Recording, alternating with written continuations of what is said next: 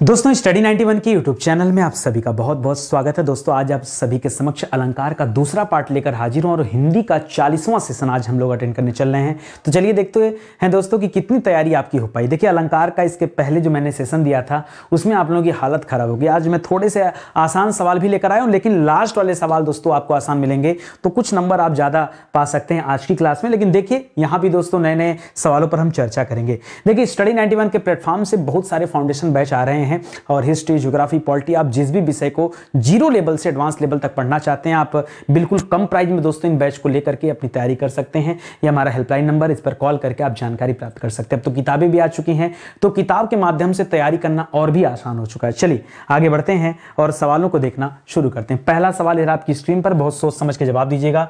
लिख रहा है सघन कुंज छाया सुखद शीतल मंद समीर मन वे जात अजौ वह जमुना के तीर। दोस्तों यहां पर क्या बताया गया है, तो याद रखेगा यहां घने बगीचे की छाया। जी हां दोस्तों, सघन कुंज की छाया, सघन माने घना, कुंज यानी बगीचा, सघन कुंज की छाया यानी घने बगीचे की छाया, और शीतल धीरे धीरे बहने वाली हवा, सुखद शीतल मंद समीर, धीरे धीरे मन को सुख प्रदान करने वाली हवा को देख करके मन है जात अजौ वह, जो नायिका है उसका मन जो है पूर्व की पहले की बातों को याद करने लगता है। जैसे कभी आप गांव में जाते होंगे और थोड़ा सा मौसम रोमांटिक होता होगा तो कुछ बातें आपको याद आती होंगी, यानी पुरानी बातें याद आती होंगी। उसमें ये दे रहा दोस्तों वह जमुना के तीर, जमुना के तीर यानी जमुना नदी किनारे बैठकर ये सारी चीजें नायिका फील कर रही है। तो दोस्तों ये उसको जो याद आ रहा है, यहां पर अलंकार कौन सा है, देखिए भ्रम तो हो नहीं रहा है, ये पुरानी बातें याद करे इसलिए स्मरण अलंकार हो जाता है। मैंने आपको बताया था कि अर्थालंकार में कुल दोस्तों 45 भेद होते हैं, ठीक है।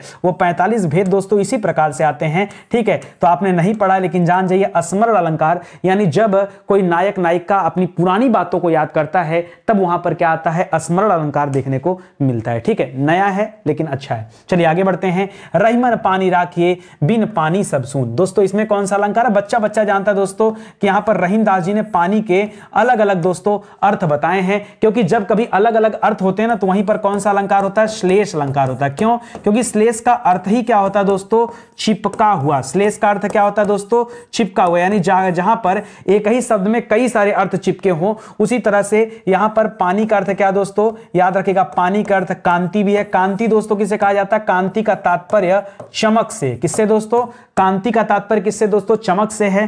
पानी का तात्पर्य दोस्तों यहां प्रतिष्ठा से भी है, ठीक है, कि इज्जत मिट्टी में मिला दिया, पानी में मिला दिया, तो पानी का तात्पर्य दोस्तों यहां प्रतिष्ठा से है। और एक पानी का अर्थ दोस्तों जल तो होता ही है। तो जब कभी एक शब्द में कई सारे अर्थ चिपके होते हैं तब उसे क्या कहा जाता है, श्लेष अलंकार कहा जाता है, क्योंकि श्लेष का अर्थ ही क्या होता है दोस्तों, चिपका हुआ। तो यहां पर जो सही जवाब है यह हो जाएगा श्लेष अलंकार। लिख रहा है सुबरन को खोजत फिरत कभी व्यभिचारी चोर। सुबरन माने क्या होता है दोस्तों, सुबरन यहां जो शब्द है दोस्तों, ये सुबरन शब्द के 3 मायने दिए गए हैं, वो भी 3 अलग अलग लोगों के लिए। दोस्तों सुबरन को कवि क्या समझता है, सुबरन को व्यभिचारी, व्यभिचारी किसे कहते हैं दोस्तों, व्यभिचारी क्या समझता है, और सुबरन को चोर क्या समझता है। ये 3 अलग अलग लोगों के द्वारा दोस्तों सुबरन को अलग अलग चीजों के लिए जाना। जैसे कवि सुबरन का मतलब समझता है सुवर्ण, क्या समझता है, सुवर्ण, मतलब क्या हो जाता है, सु माने सुंदर, वर्ण माने अक्षर, ठीक है, यानी इसका अर्थ वो समझता है सुंदर अक्षर,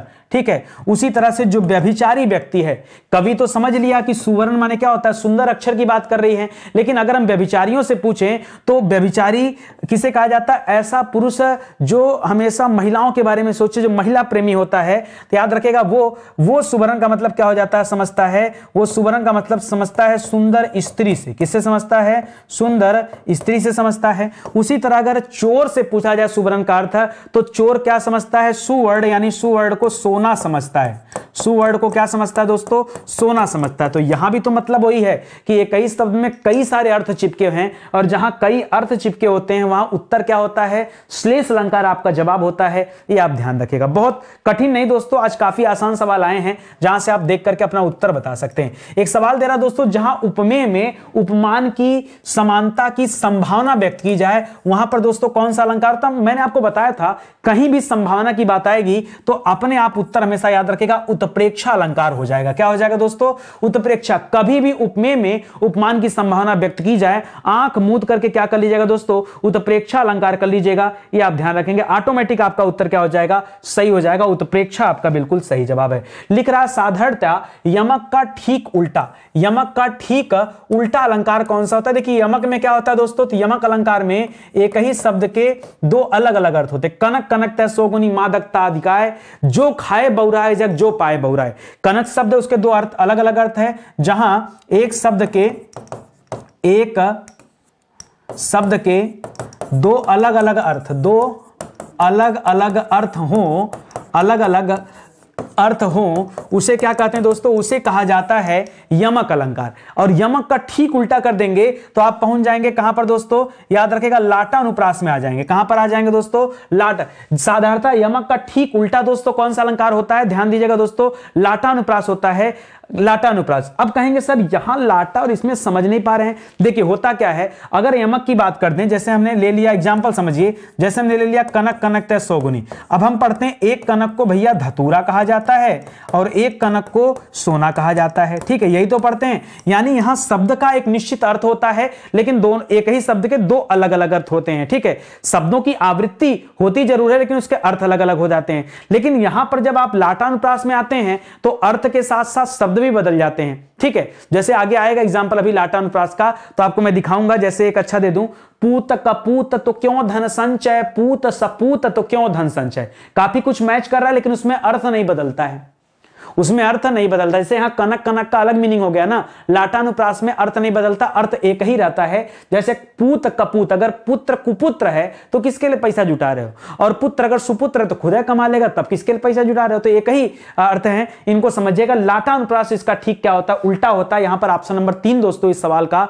सही जवाब माना जाएगा। आगे बढ़िए दोस्तों, अगला लिख रहा है सोहत ओढ़े पीठ पत श्याम सलोने गात, मनो नील मणि शैल पर आतप परियो प्रभात। अच्छा, बहुत सारे बच्चों की समस्या होगी कि सर क्या अलंकार को पढ़ने के लिए या समझने के लिए क्या हमको काव्य का अर्थ जानना पड़ेगा या उसका कोई ट्रिक भी है? क्योंकि सर ये बड़ा डिफिकल्ट सा लग रहा है। अगर आप कोई ट्रिक बता देते तो अच्छा रहता। चलो ट्रिक की बात कर लेते हैं। कहीं पर देखो, अगर कहीं जानो शब्द दे दिया, मानो शब्द दे दिया, ठीक है, जानो दे दिया, मानो दे दिया, जानो मानो, ठीक है, या जानू या मानू, ठीक है, या जनू या मनू, ठीक है, या जानहू मानू, ठीक है। इस तरह का दोस्तों कोई शब्द अगर आपके सामने आ जाए तो याद रखेगा ये किसकी पहचान है? ये उत्प्रेक्षा की पहचान है। क्या है दोस्तों? यहां पर उत्प्रेक्षा अलंकार होगा। और यहां पर पकड़िए, मनो मनो नील मणि शैल पर आतप परियो प्रभात। यहां जानो मानो जैसे शब्द लगे हुए हैं, इसलिए क्या हो जाएगा? उत्प्रेक्षा अलंकार।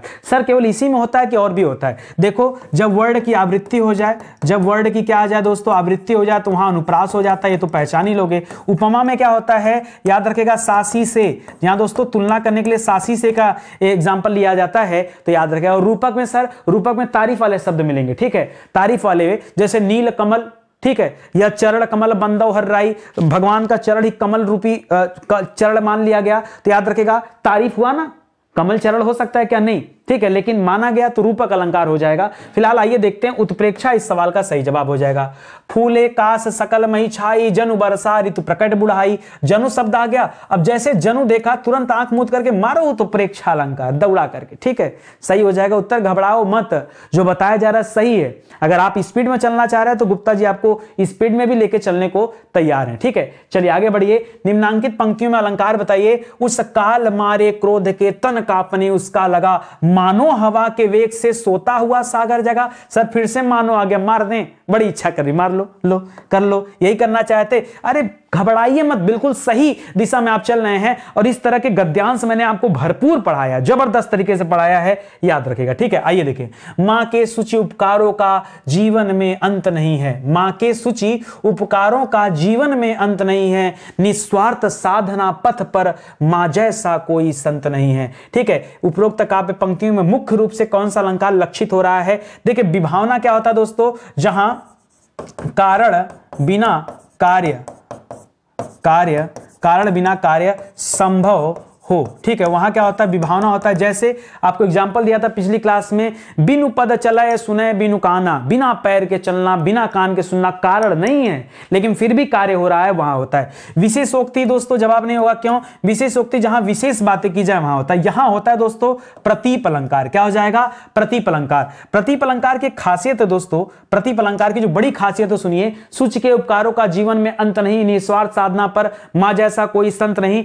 यहां पर दोस्तों कभी याद रखिए, जहां आसान भाषा में बताए, जहां उपमान को ही उपमेय मान लिया जाए, जहां उपमान को ही उपमेय मान लिया जाए, मतलब इसमें कोई भेद न हो, ठीक है, मान लिया जाए, वहां क्या होता है दोस्तों, वहां आंख मूंद कर बताइएगा कि भैया वहां पर प्रतीप अलंकार देखने को मिल रहा है। वहां क्या है दोस्तों, वहां प्रतीप अलंकार देखने को मिल रहा है, याद रखिएगा, ठीक है। चलिए आइए कुछ एग्जांपल आगे लेते हैं, आपको समझ में आ जाएगा। लिख रहा है, उसी तपस्वी से लंबे थे देवदार दो चार खड़े, ठीक है। यहां तपस्वी की तुलना दोस्तों किससे की जा रही है? देवदार के वृक्षों से की जा रही है। तुलना नहीं किया जा रहा है, तपस्वी को ही देवदार बताया जा रहा है। उसी तपस्वी से लंबे थे देवदार दो चार खड़े, तो उसको देवदार को ही दोस्तों तपस्वी बताया जा रहा है। और जहां उपमेय को ही उपमान कह दिया जाए, सॉरी, हां, जहां उपमान को ही उपमेय कह दिया जाए, उल्टा मत कहिए, सीधा कहिए, जहां उपमान को ही, जहां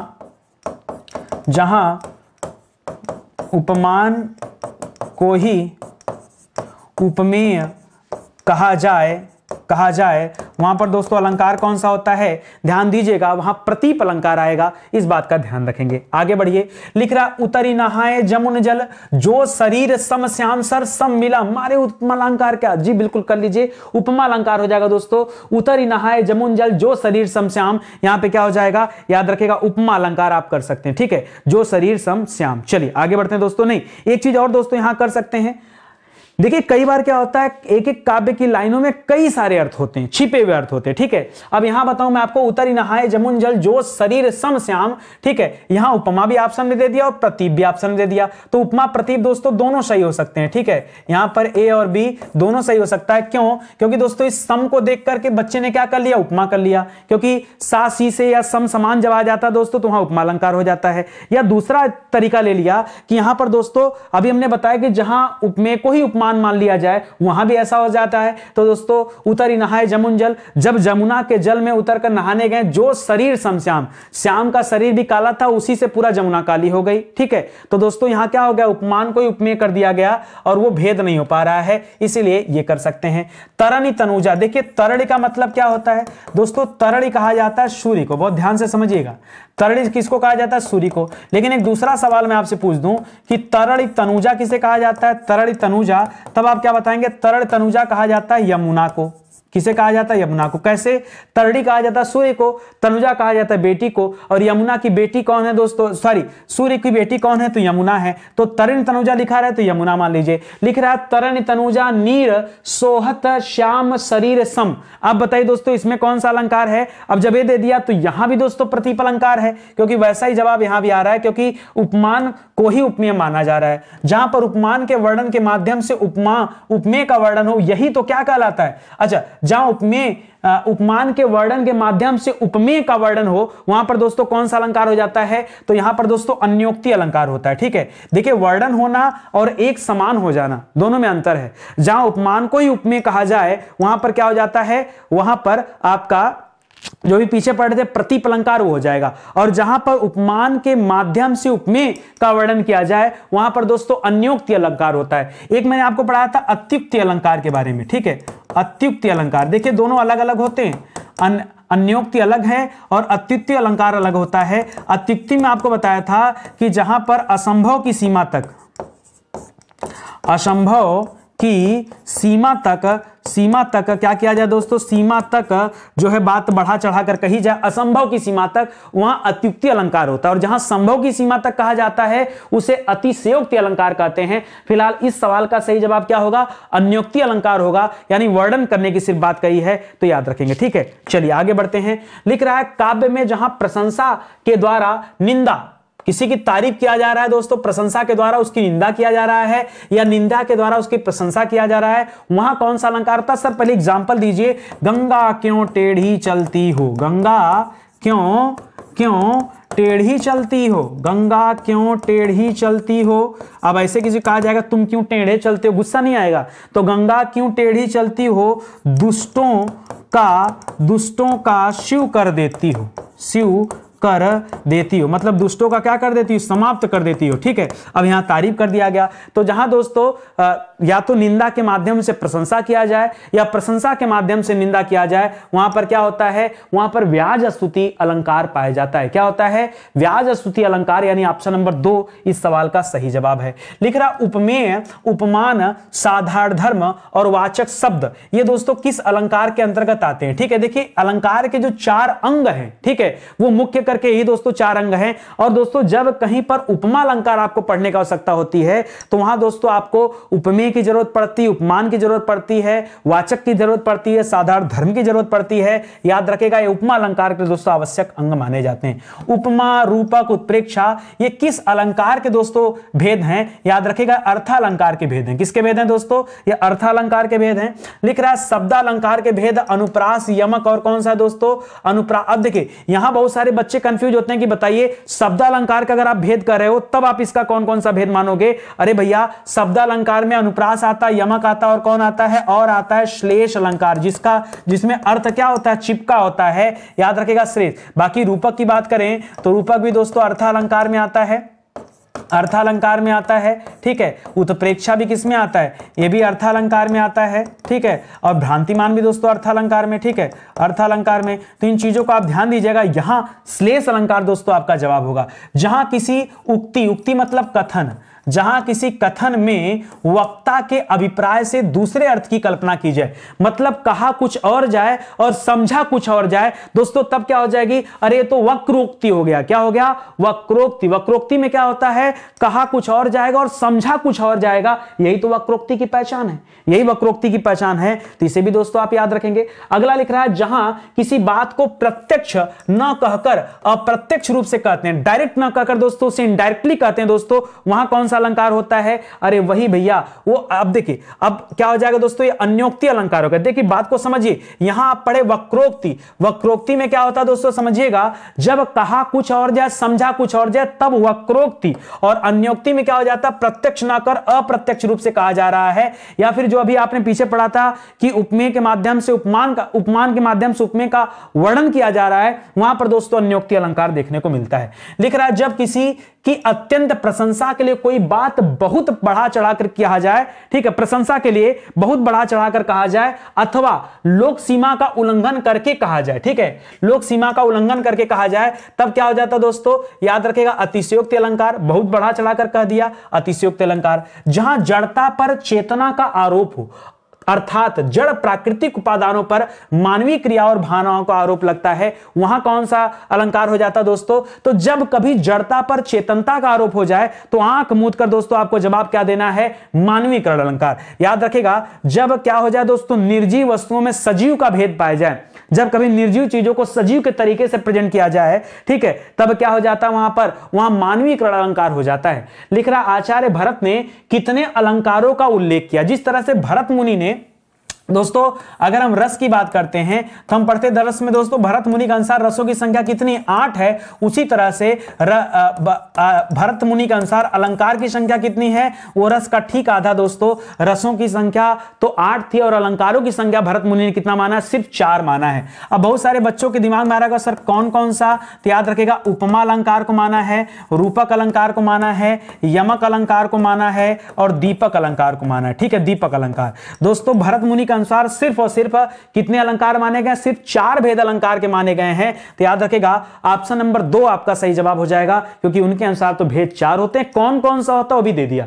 परीक्षा में पूछ सकता है ना कि भरत मुनि के अनुसार कौन सा अलंकार का भेद नहीं है, तब दोस्तों आपको यह सवाल याद आएगा और तब आप इसको सही करेंगे। ठीक है, चलिए आगे बढ़ते हैं, आगे देखिए। ठीक है, लिख रहा दोस्तों वक्रोक्ति अलंकार का उदाहरण कौन सा। वक्रोक्ति में क्या होता है दोस्तों, वक्रोक्ति अभी पीछे दोस्तों आपको बताया कि जहां दोस्तों कहा कुछ और जाए समझा कुछ और जाए, कहा कुछ और जाए तथा समझा कुछ और जाए। ठीक है, समझा कुछ और जाए, ठीक है। वहां पर क्या हो जाता है दोस्तों, वहां पर हो जाता है वक्रोक्ति अलंकार। अब देखिए लिख रहा है मो सम कौन कुटित खल कामी तामस वाला शी गंगा कुल। देखिए सासी पढ़ लिया, और सासी कहां आता है दोस्तों, ये उपमा अलंकार में आता है। तो यार एक बात होता है कि ऑप्शन नंबर 2 उत्तर नहीं होगा, क्योंकि यहां पर उपमा अलंकार है। चरण कमल बंदव हरिराई, दोस्तों यहां चरण रूपी कमल की बात हो रही है, और जहां इस तरह की बातें होती है रूपक अलंकार होता है, क्योंकि मैंने आपको बताया है तारीफ वाले शब्द कहाँ आते दोस्तों, रूपक अलंकार। नवल सुंदर श्याम शरीर, नवल सुंदर श्याम शरीर दोस्तों याद रखेगा, यहां भी दोस्तों क्या हो जाता है, यहां भी उपमा अलंकार है, ठीक है। नवल सुंदर श्याम शरीर, ठीक है, यहां भी क्या हो जाता है, उपमा अलंकार है, ठीक है। तो ये भी उत्तर नहीं, तो ये कही जो जवाब बचा वो बचा मो सम कौन कुटित खल कामी। ये वाला नहीं दोस्तों, बाला है, ठीक है, बाला, तापस बाला शी गंगाकुल, ठीक है। तो याद रखेगा ऑप्शन नंबर 1 सही हो जाएगा। मैं सुकुमार नाथ बन जोगू तुम ही उचित तप मो कहू भोगू। इसमें दोस्तों कौन सा अलंकार है, याद रखें दोस्तों, इसमें कहा कुछ और जाता है, समझा कुछ और जाता है। यह वक्रोक्ति अलंकार का दोस्तों भेद के अंतर्गत आता है, ठीक है। आगे पढ़िए, राधा का मुख चंद्र समान, राधा का मुख चंद्र, चाहे राधा का मुख चंद्रमा हो जाए चंद्रमा के समान, चाहे सीता का मुख चंद्रमा के समान हो जाए, दोस्तों अलंकार कौन सा हो जाएगा, देखिए उपमा नहीं, अगर समान देता तो अलग बात रहता, यहां उनका मुख चंद्रमा दे रहा है दोस्तों, तो सीधे सीधे मुख चंद्रमा दे रहा है, इसलिए दोस्तों रूपक अलंकार हो जाएगा। क्या हो जाएगा, रूपक अलंकार। कलहंस कलानिधि खंज, कलानिधि किसे कहते हैं, चंद्रमा को। कलहंस कलानिधि खंजन कंज कछु दिन के सौ देखिए, यहां पर कौन सा अलंकार दोस्तों, ये अनुप्रास अलंकार है। क देखिए बार बार आवृत्ति हो रही है, और इसीलिए क्या हो जाएगा, अनुप्रास अलंकार। ध्यान दीजिएगा, स्टडी 91 के प्लेटफॉर्म से हिंदी इंडिविजुअल का दोस्तों बैच चल रहा है, आप चाहें तो इस बैच को भी ज्वाइन कर सकते हैं, और इसके माध्यम से भी अपनी तैयारी को आगे बढ़ा सकते हैं। देखिए ये सब ट्रेलर वाली क्लासेज हैं, आप जब परमानेंट वीडियो देखेंगे ना तो उसमें 150 से ज्यादा लेक्चर दिए गए हैं केवल हिंदी विषय में, और वहां डिटेल से आप सारी चीजें पढ़ सकते हैं। वहां तो 3000 सवालों की दोस्तों मैंने प्रैक्टिस कराई आपको। लिख रहा तरनी तनुजा, आप गलती से बोलेंगे नहीं, तरनी सूर्य को कहा जाता है, तनुजा यमुना, तरन तनुजा लिख दिया तो सीधे सीधे यमुना की बात होने लगी, यमुना की। तरन तनुजा तट तमाल तरुवर बहुछाए, दोस्तों बताइए इसमें कौन सा अलंकार है। जब त बार बार आ रहा है तो वर्णों की आवृत्ति बार बार आने पर दोस्तों यहां पर याद रखेगा अनुप्रास अलंकार भी होता है, लेकिन तरन तनुजा में दोस्तों त बार बार आ रहा है तो यहां वृत्त्यानुप्रास भी हो जाएगा। क्या हो जाएगा, वृत्त्या, यानी जब वर्णों की आवृत्ति और अधिक बार आ जाए तो वहां क्या हो जाता है, वृत्त्यानुप्रास हो जाता है, याद रखेंगे। संसार की समर स्थली में वीरता धारण करो, किस अलंकार का उदाहरण है, संसार की समर स्थली में वीरता धारण करो, ठीक है। यहां पर कौन सा हो जाएगा, देखिए यमक अलंकार तब होता है जब एक ही शब्द के कई सारे अर्थ निकल कर आते हैं, और यहां पर ऐसा नहीं है, ठीक है। तो दोस्तों यहां पर क्या हो जाएगा, बहुत ध्यान से पढ़िएगा। लिख रहा है ब्याज स्तुति तो तब होता है जब निंदा के माध्यम से प्रशंसा की जाए, प्रशंसा के माध्यम से निंदा की जाए, ये नहीं है, ये नहीं है। श्लेष तब होता है जब अर्थ चिपके होते हैं, ये रूपक अलंकार का भेद है। जैसे कमल रूपी की बात कर रहा है ना, प्रशंसा वाली बात है, आपके लिए तारीफ वाली बात है, संसार की समरस्थली में वीरता धारण करो, ये रूपक अलंकार है। पूत कपूत तो क्यों धन संचय, पूत सपूत तो क्यों धन संचय, यानी पूत अगर कुपुत्र है, बेटा अगर कुपुत्र है तो किसके लिए धन इकट्ठा कर रहे हो, क्योंकि वो तो धन चला जाना है, और बेटा अगर सुपुत्र है तब क्यों धन इकट्ठा कर रहे हो, क्योंकि धन तो कमा लेगा। और ऐसी बातें कहां होती दोस्तों, ये लाटा अनुप्रास में हम पढ़ते हैं, ठीक है। लाटा अनुप्रास, इसको मैंने बताया था यमक का ठीक उल्टा होता है, याद रखेगा, यमक का ठीक उल्टा होता है, ठीक है, याद रखेगा लाटा अनुप्रास। चलिए आगे बढ़ते हैं। अगला लिख रहा है ज्यों ज्यों बूढ़े श्याम रंग त्यों त्यों उज्जवल होए, ज्यों ज्यों भगवान के भजन में डूबोगे त्यों त्यों उज्जवल, त्यों त्यों क्या होगे, वैसे काले रंग में डूबने के बाद सफेद कैसे हो सकता है कोई, लेकिन यहां दोस्तों इसलिए बताया जा रहा है कि ज्यों ज्यों बूढ़े श्याम रंग, ज्यों ज्यों भक्ति के रस में दोस्तों डूबते लगोगे वैसे वैसे दोस्तों उजाले की तरफ, प्रकाश की तरफ बढ़ते जाओगे। हालांकि यहां पर विरोधाभास है, क्या है दोस्तों, विरोधाभास है, एक दूसरे के उल्टा दिया हुआ, लेकिन इस अर्थ को समझने योग्य है, ये आप ध्यान रखेंगे, ठीक है। तो कुछ आसान और कुछ डिफिकल्ट सवालों को हम लोगों ने यहां पर हल किया, उम्मीद करता हूं आपको अच्छा लगा होगा, समझ में आएगा। दोस्तों ऐसे विषय जो स्टडी 91 के प्लेटफॉर्म पर पूरी तरह से पढ़ा दिए गए हैं, ये उन्हीं का दोस्तों हैंड रिटन नोट्स हैं, आप चाहें तो इन नोट्स को भी परचेज कर सकते हैं। किताबें भी आ चुकी हैं तो किताब भी ले सकते हैं। कैश ऑन डिलीवरी चाहिए तो फ्लिपकार्ट या अमेजन से दोस्तों ऑर्डर कर सकते हैं, अदरवाइज हमारे प्लेटफॉर्म से भी ले सकते हैं, ठीक है। तो इसी के साथ आज का सेशन समाप्त होता है, उम्मीद करता हूं अच्छा लगा होगा, ठीक है। आज 40वां दिन था, बहुत खुशी होती है आपको बताते हुए कि दोस्तों लगातार 40 दिनों से हम लोग जो हिंदी की क्लास को अटेंड कर रहे हैं, और एक भी दिन बिना गैप के लगातार क्लास पर क्लास आपको दिया जा रहा है ताकि आपकी अच्छी तैयारी हो पाए, ठीक है। चलिए मिलते हैं दोस्तों अगले लेक्चर में, तब तक के लिए धन्यवाद। जय हिंद, जय Bharat, thank you so much.